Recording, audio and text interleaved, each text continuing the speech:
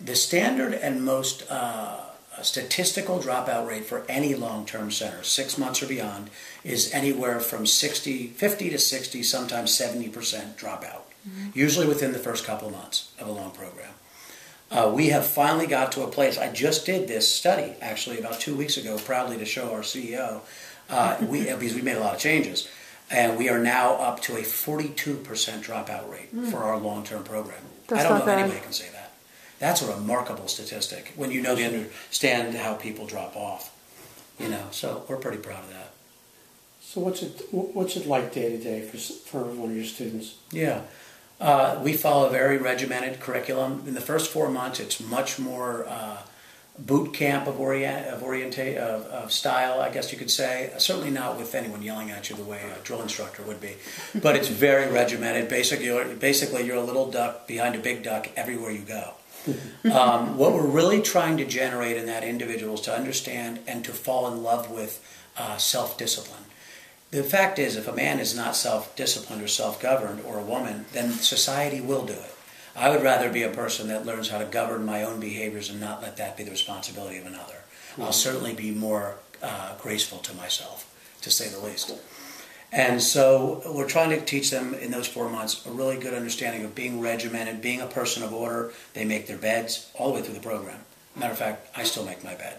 And you're talking about structure. Structure, organization. Everything has a place. It's not neurotic. It's just keeping. When the outside of your life has order, the inside of your life will tend to have order, and vice versa. So, if I'm understanding correctly, self-discipline is going to lead to a renewal of self-esteem. Among several things, yes. How about just the idea, if I'm a person of self-discipline and I've really made me my favorite hobby, I'm going to be less susceptible then to the wiles and the temptations of the old people, places, and things, the old behaviors of some of the people that maybe are even in my family.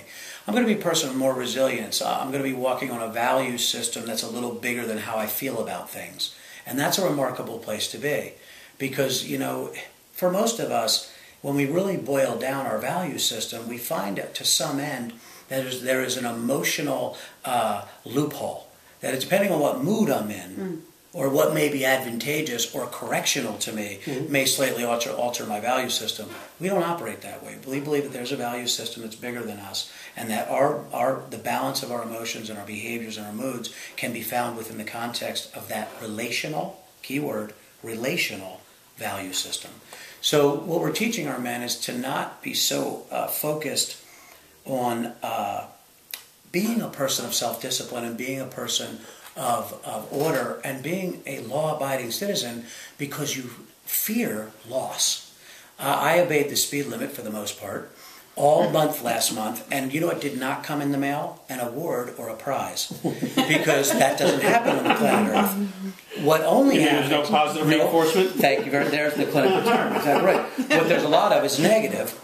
And so if I break the law, so I obey the speed limit because the world teaches me that that's how I avoid pain and discomfort of the ticket. When we're getting into a faith-based perspective, a value system orientation, especially relational to something greater than myself, what we start to do is not live our life with such a fear of loss, but we live our life motivated by the anticipation of gain. And that's what these men and women are learning, that there is something to be gained relationally, spiritually, interpersonally, from being a person of that character and conduct. And I'm going to tell you what, Harvey, it's never failed me yet.